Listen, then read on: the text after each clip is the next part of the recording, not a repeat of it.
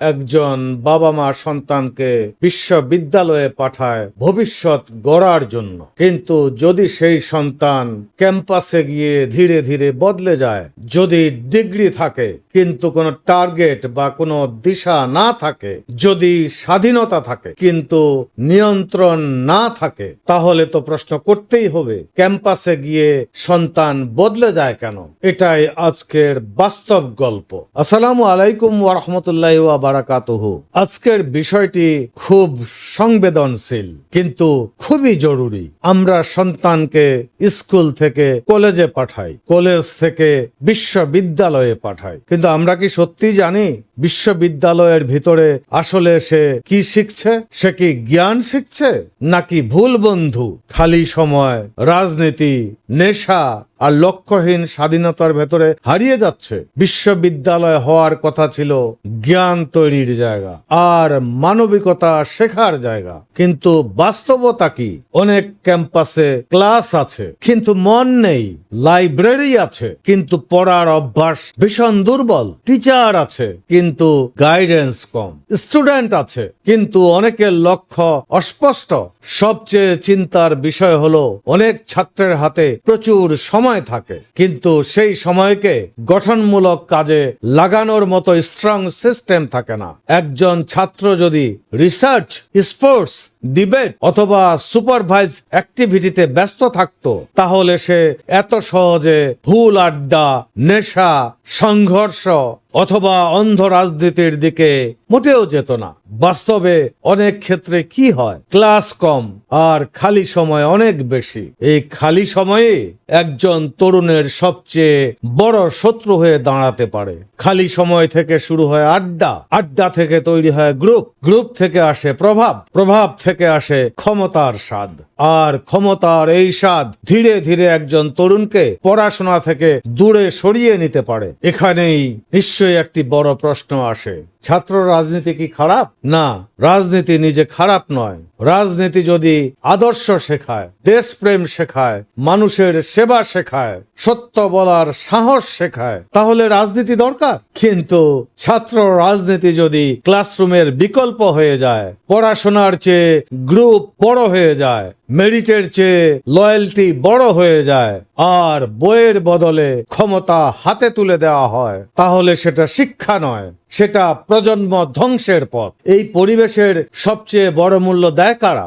সাধারণ ছাত্ররা, মধ্যবিত্ত পরিবারের সন্তানরা, গ্রাম থেকে আসা ছাত্ররা, যাদের বাবা মা কষ্ট করে টাকা পাঠায়। তারা পড়তে আসে কিন্তু ভয়, চাপ, ভুল সঙ্গ আর অস্থির পরিবেশের কারণে মনোযোগ হারিয়ে ফেলে। তাই একটি ভয়ঙ্কর প্রশ্ন আমাদের করতেই হবে, কেন সাধারণ পরিবারের সন্তানরাই সবচেয়ে বেশি ঝুঁকিতে থাকে? কেন তারা সংঘর্ষ, ভয়, মামলা, বহিষ্কার, ক্যারিয়ার ড্যামেজ, এমনকি জীবনের ঝুঁকির মধ্যে পড়ে? একজন বাবা মা সন্তানকে বিশ্ববিদ্যালয়ে পাঠায় ডিগ্রির জন্য, লাশের জন্য নয়, চরিত্র গঠনের জন্য, নেশা বা সহিংসতার জন্য নয়, ভবিষ্যৎ গড়ার জন্য, অন্ধ অনুসারী বানানোর জন্য নয়। বিশ্ববিদ্যালয় জীবনে আরেকটি বড় বিপদ হলো নেশা। নেশা হঠাৎ আসে না, এটা সাধারণত আসে কৌতূহল থেকে, বন্ধুর চাপ থেকে, রাতের আড্ডা থেকে, হতাশা থেকে, লক্ষ্যহীনতা থেকে। কিন্তু একদিন সে বুঝতে পারে সে আর নিজের নিয়ন্ত্রণে নেই। এখানে শুধু ছাত্রকে দোষ দিলে হবে না, প্রশ্ন করতে হবে ক্যাম্পাসে মনিটরিং কোথায়, কাউন্সেলিং কোথায়, টিচার স্টুডেন্ট গাইডেন্স কোথায়, ক্যারিয়ার সেল কোথায়, ড্রাগ প্রিভেনশন সিস্টেম কোথায়? আমরা শুধু বিশ্ববিদ্যালয় বাড়াচ্ছি, সিট বাড়াচ্ছি, কিন্তু আমরা কি মানুষ তৈরি করছি নাকি আমরা শুধু সার্টিফিকেট তৈরি করছি? আজকের প্রশ্ন শুধু ছাত্র রাজনীতি নয়, শুধু নেশা নয়, শুধু বিশ্ববিদ্যালয় নয়। প্রশ্ন হলো, আমরা কি নতুন প্রজন্মকে মানুষ বানাচ্ছি নাকি সিস্টেমের ভেতরে ধীরে ধীরে হারিয়ে যেতে দিচ্ছে? প্রিয় অভিভাবক, সন্তান বিশ্ববিদ্যালয়ে গেলেই দায়িত্ব শেষ হয় না। জিজ্ঞেস করুন সে কার সঙ্গে মিশছে, কি পড়ছে, ঠিক মতো ক্লাস করছে কিনা, তার লক্ষ্য কি, তার মানসিক অবস্থা কেমন। প্রিয় শিক্ষক বন্ধুরা, একজন ছাত্র শুধু রোল নাম্বার নয়, সে একটি পরিবার, সে একটি স্বপ্ন।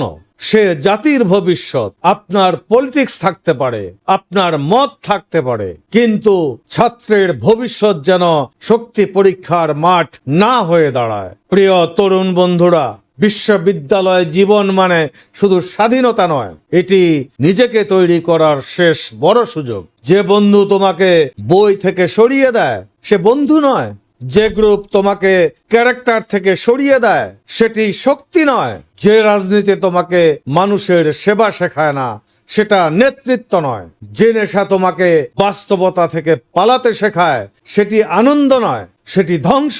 আজকের এপিসোডের মূল কথা হলো বিশ্ববিদ্যালয়কে জ্ঞানের জায়গা বানাতে হবে, ছাত্রকে মানুষের মতো মানুষ করতে হবে।